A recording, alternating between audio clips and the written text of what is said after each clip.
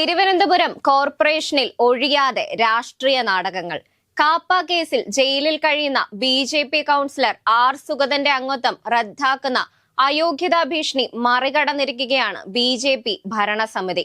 6 മാസത്തേക്ക് കൗൺസിൽ യോഗങ്ങളിൽ ഹാജരാകുന്നതിന് സുഗതന് അവധി അനുവദിച്ചുകൊണ്ടുള്ള നിർണായക അജണ്ട തിരുവനന്തപുരം കോർപ്പറേഷൻ കൗൺസിൽ യോഗം അംഗീകരിച്ചതോടെയാണ് രാഷ്ട്രീയ നാടകങ്ങൾ പുതിയ തലത്തിലേക്ക് കടന്നത്.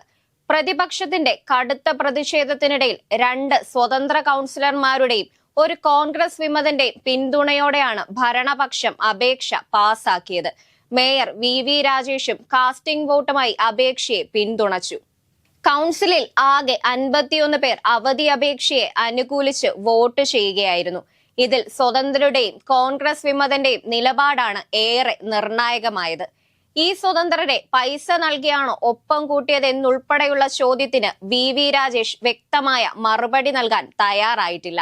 അവധിയിന്മേലുള്ള സർക്കാരിന്റെ സർക്കുലറും അവധി അനുവദിക്കുന്നതിന് കാരണമായി വി രാജേഷ് ഉപയോഗിച്ചതോടെയാണ് CPM കടുത്ത പ്രതിഷേധത്തിലേക്ക് കടന്നത്.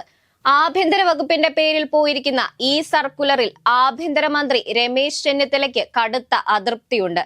അയോഗ്യതയുണ്ടാവില്ലെന്ന് പറഞ്ഞത് ആഭ്യന്തര വകുപ്പാണെന്നും സുഗതന് കൊടുത്ത മറുപടിയിൽ ആഭ്യന്തര വകുപ്പ് അതാണ് പറയുന്നതെന്നും സൂചിപ്പിച്ച് ആഭ്യന്തര വകുപ്പ് നൽകിയെന്ന് പറയുന്ന ആ സർക്കുലറിനെ കുറിച്ച് ഇനി വിശദീകരണം നൽകേണ്ടത് ചെന്നിത്തലയും സംസ്ഥാന സർക്കാരുമാണ്. അല്ലെങ്കിൽ UDFും BJPയും തമ്മിൽ അന്തർധാര നിലനിൽക്കുന്നുണ്ടെന്ന CPM ആരോപണം കൂടുതൽ ശക്തിപ്പെടുകയുള്ളൂ. സംഭവം വലിയ രാഷ്ട്രീയ വിവാദമാക്കാൻ തന്നെയാണ് CPMന്റെ തീരുമാനം. കൗൺസിലിലെ ഗുണ്ടാവിളയാട്ടം അവസാനിപ്പിക്കുക, കാപ്പ കേസ് പ്രതിയെ അയോഗ്യനാക്കുക തുടങ്ങിയ പ്ലക്കാർഡുകൾ ഉയർത്തിയാണ് പ്രതിപക്ഷ അംഗങ്ങൾ പ്രതിഷേധിച്ചത്. പൗണ്ട് കടവ് വാർഡിൽ നിന്ന് വിജയിച്ച സുധീഷാണ് BJPക്ക് പിന്തുണ പ്രഖ്യാപിച്ച ആ കോൺഗ്രസ് വിമതൻ. എന്നാൽ സഹപ്രവർത്തകനായ ആർ. സുഗതനെയാണ് താൻ പിന്തുണച്ചത്, BJP അല്ലെന്നും സുഗതൻ വ്യക്തിപരമായി ആവശ്യപ്പെട്ടു എന്നുമാണ് സുധീഷ് നൽകുന്ന വിശദീകരണം. എന്നാൽ മുനിസിപ്പാലിറ്റി നിയമപ്രകാരം അവധി അനുവദിക്കാനുള്ള വകുപ്പില്ലെന്നാണ് കൗൺസിലർ ശബരിനാഥൻ പറയുന്നത്. നിയമം അറിയാതെയാണ് മേയർ പ്രവർത്തിക്കുന്നതെന്നും തീരുമാനം ചട്ടലംഘനമാണെന്നും ശബരിനാഥൻ ആരോപിക്കുന്നു. വാഴോട്ടുകോണം വാർഡ് കൗൺസിലറായ സുഗതന്റെ അവധി അപേക്ഷ കൗൺസിലിൽ എത്തുന്നതോടെ സഭ കലുഷിതമാകുമെന്ന മുൻകൂട്ടി തയ്യാറാക്കിയ തിരക്കഥ പോലെയായിരുന്നു യോഗത്തിലെ സംഭവ വികാസങ്ങൾ. അപേക്ഷ അംഗീകരിക്കരുതെന്ന് ആവശ്യപ്പെട്ട് പ്ലക്കാർഡുകളുമായി പ്രതിപക്ഷങ്ങളായ LDFും UDFും സഭയുടെ നടുക്കളത്തിലിറങ്ങി ശക്തമായി പ്രതിഷേധിച്ചു.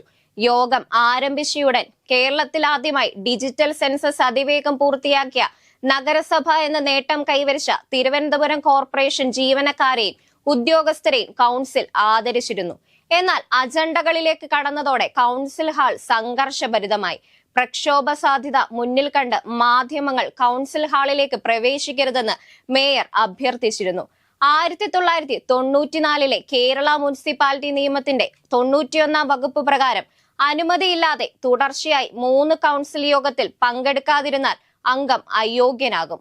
സുഗതൻ അയോഗ്യനായാൽ ഒരു സ്വതന്ത്രന്റെ പിന്തുണയോടെ ഭരിക്കുന്ന BJPയുടെ കേവല ഭൂരിപക്ഷം നഷ്ടമാകുന്ന നിലയിലാണ് ഉണ്ടായിരുന്നത്. ഈ സാഹചര്യം ഒഴിവാക്കാനാണ് BJP സഭയിൽ തന്ത്രപരമായ നീക്കം നടത്തിയത്. അസാധാരണ സഭാ നടപടികളിലൂടെ കാപ്പ കേസ് പ്രതിക്ക് ഇത്തരത്തിൽ സൗജന്യം നൽകുന്നതിനെതിരെ നഗരസഭയ്ക്ക് പുറത്തും വൻ പോലീസ് സന്നാഹമാണ് ഒരുക്കിയിരുന്നത്. ഒരു ഭീഷണിയുമില്ലെന്നും ചട്ടപ്രകാരം കൗൺസിലർ സമർപ്പിക്കുന്ന അവധി അപേക്ഷകൾ പരിഗണിക്കാൻ കൗൺസിലിന് അധികാരമുണ്ടെന്നുമായിരുന്നു മേയർ വി രാജേഷിന്റെ നിലപാട്.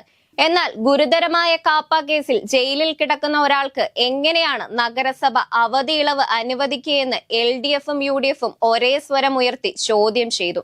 സാധാരണയായി ആരോഗ്യ പ്രശ്നങ്ങൾക്കോ മറ്റ് അടിയന്തര വ്യക്തിഗത ആവശ്യങ്ങൾക്കോ ആണ് കൗൺസിലിൽ 6 മാസത്തെ അവധി അനുവദിക്കാറുള്ളത്. കൗൺസിൽ യോഗം കഴിഞ്ഞാലുടൻ സുഗതനെ അയോഗ്യനാക്കണമെന്ന് ആവശ്യപ്പെട്ടുകൊണ്ട് നഗരസഭ സെക്രട്ടറിക്ക് കത്ത് നൽകാൻ പ്രതിപക്ഷം ഒരുങ്ങിയിരുന്നുവെങ്കിലും ഭരണപക്ഷത്തിന്റെ വോട്ടെടുപ്പ് വിജയം അവർക്ക് തിരിച്ചടിയായി. കൗൺസിലിൽ കേവല ഭൂരിപക്ഷം മാത്രം കൈവശമുണ്ടായിരുന്ന BJPക്ക് ഈ വോട്ടെടുപ്പ് ഏറെ നിർണായകമായിരുന്നു. 101 അംഗങ്ങളുള്ള തിരുവനന്തപുരം കോർപ്പറേഷനിൽ 50 സീറ്റുകളാണ് BJPക്കുള്ളത്. LDFന് 29ഉം UDFന് 20 അംഗങ്ങളുമാണ് ഉള്ളത്. കേവല ഭൂരിപക്ഷത്തിന് 51 വോട്ടുകൾ വേണമെന്നിരിക്കെ പൗണ്ട് കടവ് വാർഡിൽ നിന്നുള്ള കോൺഗ്രസ് വിമത കൗൺസിലർ സുധീഷിന്റെയും നിലപാട് BJPക്ക് ഭരണ തുടർച്ച ഉറപ്പാക്കാൻ കരുത്തായി. സുഗതന്റെ അവധി അപേക്ഷ തള്ളപ്പെടുകയും ഇയാളെ അയോഗ്യനാക്കുകയും ചെയ്താലും നഗരസഭയിൽ VV രാജേഷിന്റെ മേയർ കസേരയ്ക്ക് ഭീഷണിയുണ്ടാകില്ലെന്ന് ഈ അംഗബലം തെളിയിക്കുന്നു. സുധീഷിന്റെ ഉറച്ച പിന്തുണയോടെ BJP ഭൂരിപക്ഷം നിലനിർത്തിയതോടെ തലസ്ഥാനത്ത് താമരഭരണം സുരക്ഷിതമായി തന്നെ തുടരും. നേരത്തെ തന്നെ തനിക്ക് യോഗങ്ങളിൽ പങ്കെടുക്കാൻ സാധിക്കില്ലെന്ന് കാണിച്ച് സുഗതൻ ജയിലിൽ നിന്ന് മേയർക്ക് കത്ത് നൽകിയിരുന്നു. ഇതിൽ കൃത്യമായ നിയമോപദേശം തേടിയ ശേഷമാണ് BJP അപേക്ഷ അജണ്ടയിൽ ഉൾപ്പെടുത്തിയത്. സാങ്കേതികമായി വിജയിച്ചെങ്കിലും ഒരു ക്രിമിനൽ കേസ് പ്രതിക്ക് അവധി അനുവദിച്ച നടപടിക്കെതിരെ നിയമ പോരാട്ടത്തിനൊരുങ്ങുകയാണ് പ്രതിപക്ഷം. കാപ്പ കേസ് പ്രതി ചേർത്തിട്ടുള്ളയാൾക്ക് അവധി അപേക്ഷ അനുവദിക്കാൻ ഒരു നിയമവും പറയുന്നില്ല എന്നാണ് LDF പാർലമെന്ററി പാർട്ടി നേതാവ് SP ദീപക് ആരോപിക്കുന്നത്. ഇത് ഹൈക്കോടതിയും വ്യക്തമാക്കിയതാണ്. അങ്ങനെ നോക്കിയാൽ നിയമവിരുദ്ധവും ജനാധിപത്യപര വിരുദ്ധവുമായ ഇടപെടലാണ് മേയർ നടത്തിയിരിക്കുന്നതെന്നാണ് സമ്മതിക്കേണ്ടി വരും. മേയറുടെ സമീപനങ്ങളെയും LDF ചോദ്യം ചെയ്യുന്നുണ്ട്. പ്രതിപക്ഷ അംഗങ്ങൾക്ക് സംസാരിക്കാൻ പോലും അനുമതി നൽകാതെ ഏകാധിപതിയെ പോലെയാണ് VV രാജേഷ് പെരുമാറുന്നതെന്നാണ് വലിയ ആക്ഷേപം. കാപ്പ കേസിൽ സുഗതൻ നിലവിൽ വിയ്യൂർ ജയിലിലാണ്. ദൈവങ്ങളുടെയും ബലിദാനികളുടെയും പേരിൽ സത്യപ്രതിജ്ഞ ചെയ്തതിന് സുഗതനടക്കം 20 BJP കൗൺസിലറുടെ സത്യപ്രതിജ്ഞ കോടതി അസാധുവാക്കിയിരുന്നു. തുടർന്ന് വിയ്യൂർ ജയിലിലാണ് സുഗതൻ വീണ്ടും സത്യപ്രതിജ്ഞ ചെയ്തത്. അതും സംസ്ഥാന ചരിത്രത്തിലെ ആദ്യത്തെ സംഭവമായിരുന്നു. ചുരുക്കത്തിൽ സാങ്കേതികവും നിയമപരവുമായ വഴികളിലൂടെ തൽക്കാലം അയോഗ്യതാ ഭീഷണി മറികടന്ന് തിരുവനന്തപുരം കോർപ്പറേഷൻ ഭരണം സുരക്ഷിതമാക്കാൻ BJPക്ക് കഴിഞ്ഞെങ്കിലും ഉയർന്നു വന്ന രാഷ്ട്രീയ ചോദ്യങ്ങൾ അത്ര പെട്ടെന്ന് അടങ്ങുന്നതല്ല. കാപ്പ കേസിൽ ജയിലിൽ കഴിയുന്ന ഒരു ജനപ്രതിനിധിക്ക് കൗൺസിൽ യോഗങ്ങളിൽ നിന്ന് ഇളവ് നൽകിയ നടപടി കേവലം ഒരു സഭാ നടപടി എന്നതിനപ്പുറം വലിയൊരു രാഷ്ട്രീയ ധാർമ്മിക ചർച്ചയ്ക്കാണ് വഴി തുറന്നിരിക്കുന്നത്. സ്വതന്ത്രരുടെയും വിമതരുടെയും നിലപാടുകൾ ഭരണപക്ഷത്തിന് താങ്ങായെങ്കിലും UDF BJP അന്തർധാര ആരോപണങ്ങളും ഭരണരംഗത്തെ ചട്ടലംഘനങ്ങളും ആയുധമാക്കി വിഷയം ജനമധ്യത്തിലെത്തിക്കാനാണ് പ്രതിപക്ഷത്തിന്റെ നീക്കം. ഹൈക്കോടതി വിധിയിലൂടെ ജയിലിൽ വെച്ച് സത്യപ്രതിജ്ഞ ചെയ്യേണ്ടി വന്നതു മുതൽ ഇപ്പോൾ കൈക്കൊണ്ട അസാധാരണ നടപടികൾ വരെ തലസ്ഥാന നഗരസഭയുടെ ചരിത്രത്തിലെ കറുത്ത ഏടുകളായി മാറുകയാണ്.